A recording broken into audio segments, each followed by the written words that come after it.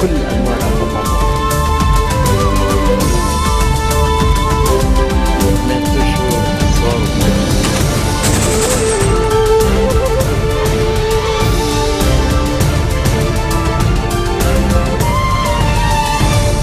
Good afternoon. You're watching the English newscast on Future Television. I'm Linda Tamim, and these are today's headlines. The March 14 Alliance marks its 10th anniversary in Bial, downtown Beirut, and is set to unveil the establishment of its National Council during these celebrations this afternoon.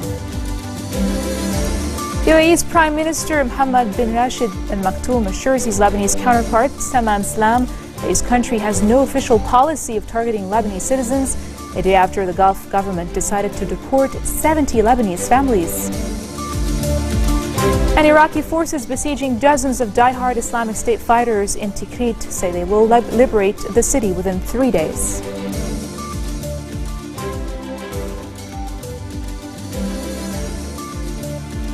A meeting was held between the representatives of parties affiliated to the March 14 Alliance to discuss the final draft of their political documents and the establishment of its National Council that the coalition is set to unveil on its 10th anniversary, which is currently being celebrated this afternoon in Bial, in downtown Beirut.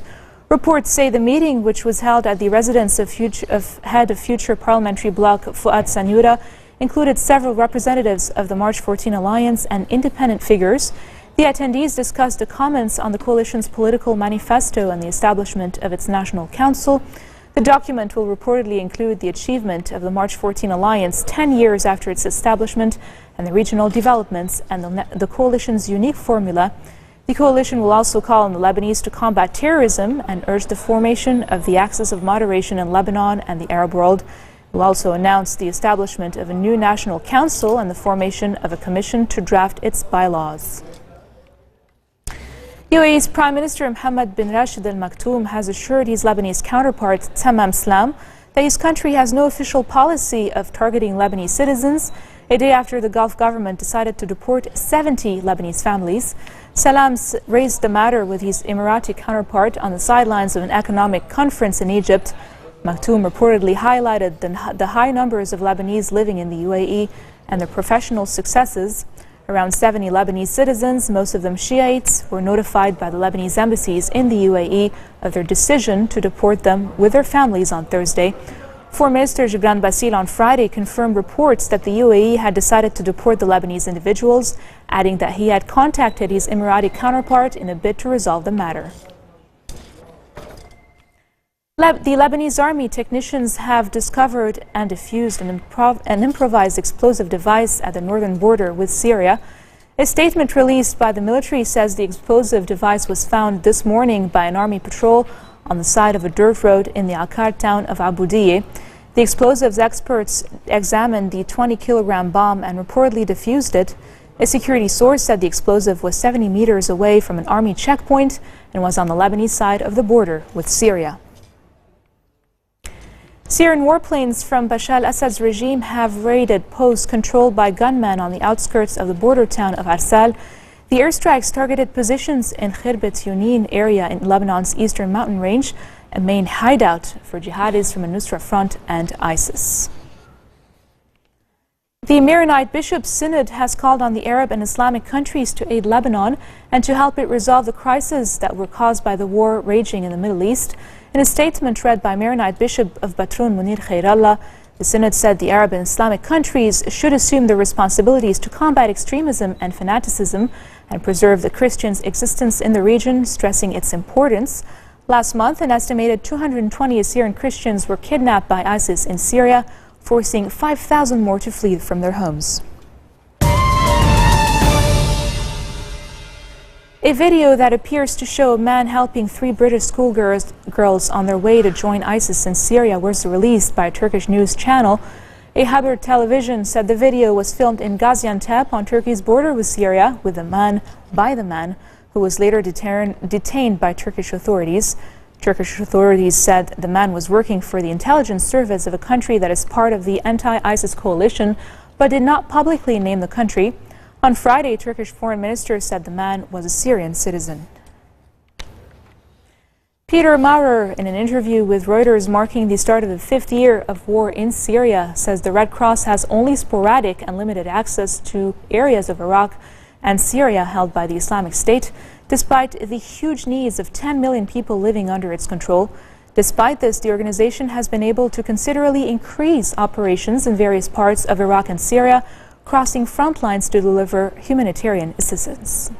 We are looking in Iraq and Syria at a broad area where roughly 10 million plus are living under Islamic State group controlled areas, and we do not have stable and solid access to this region. From time to time on certain issues we do have accesses. We had some accesses into Raqqa to fix water and sanitation distribution systems in Raqqa, but it doesn't mean that we have each and every day the ability to service the humanitarian needs of the population in Raqqa. We have been able to go into and to send deliveries into Mosul, but not each and every day that people need. It is a very complex environment, as you know. It's not a situation on which we can rely on unified chains of command which would immediately give us assurances and security and safety to move in those difficult circumstances. And coming up next, U.S. Secretary of State John Kerry says there is no certainty on whether a deal with Iran over its nuclear power program can be reached by the end of March deadline. More after the break.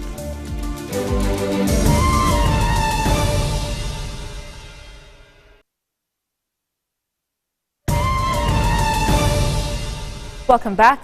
Iraqi forces besieging dozens of die-hard fighters of the Islamic State of Iraq and the Levant in Tikrit will have liberated the city within 3 days. This is according to a spokesman who says it will take no more than 72 hours to flush out holdout ISIS fighters.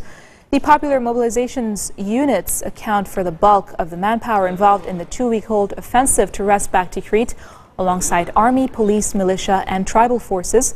The source says the liberation of Tikrit will only be announced once a path has been cleared through the thousands of bombs the jihadis have planted to defend the city. U.S. President Barack Obama says the Republican senator's letter to Iran's leaders warning against making a nuclear deal with him is close to unprecedented during an interview released by Vice News. In the open letter to Iran's leaders signed by 47 Republican senators, the Republicans said any nuclear deal with Obama could last only while the president remains in office. I'm embarrassed for them to address a letter to the Ayatollah, who they claim is our mortal enemy. And their basic argument to them is, don't deal with our president because you can't trust him to follow through on an agreement.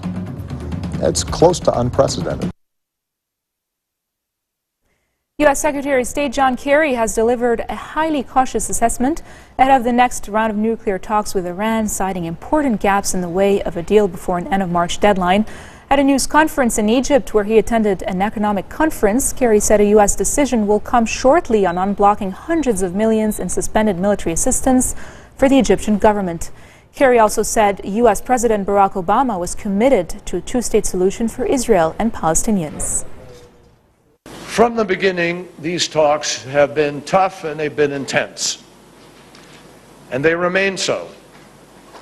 And we've made some progress, but there are still gaps, important gaps, and important choices that need to be made by Iran in order to be able to move forward. Well, the deadline is approaching. As you all know, we have set the end of the month as the deadline. And so we will be going into this understanding that time is critical. I can't tell you whether or not we can get a deal or whether we're close. One reason I can't tell you is because we have heard some comments from the Supreme Leader regarding the letter that was sent by the 47 senators. With respect to Iraq, we absolutely have known of Iran's engagement in the eastern parts of Iraq, and indeed we've had conversations with Prime Minister Abadi about it. He doesn't hide it, and we're not blind to it. We know that Iran has been engaged. We know that General Suleiman has been on the ground. We know that they have an interest. We understand that. And we fully understand some of their engagement with some of the militia. At the same time, they are deeply opposed to Daesh. And while we are not coordinating with Iran, we do not have conversations with Iran about this. We work through the Iraqi government. We do so with the knowledge that they are also opposed to Daesh and are working for Daesh's defeat.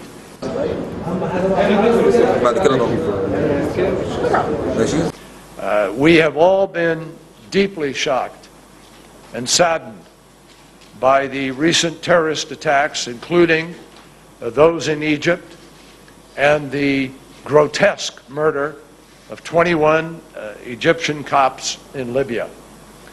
The United States supports Egypt's efforts to combat the threat of terrorism in the Sinai and throughout the country. President Obama remains committed to a two-state solution and remains hopeful that when whatever choice the people of Israel make, that there will be an ability to be able to move forward on those efforts. A Southern California man seeking to claim a $1 million lottery prize has missed his chance at fortune because he says he lost the winning ticket, even though store video shows someone who looks like him buying the slip of paper. On Thursday, the 6-month deadline passed for a ticket holder to claim the $1 million Powerball prize in a drawing that took place on September 13th of last year. Lottery officials had in recent weeks released a video from the purchase in an attempt to have the ticket holder come forward before the deadline. That's really too bad. And on that note, we end our bulletin for today. Now for a reminder of our top stories. The March 14 Alliance marks its 10th anniversary in Biel, downtown Beirut, and is set to unveil the establishment of its National Council during the celebrations this afternoon.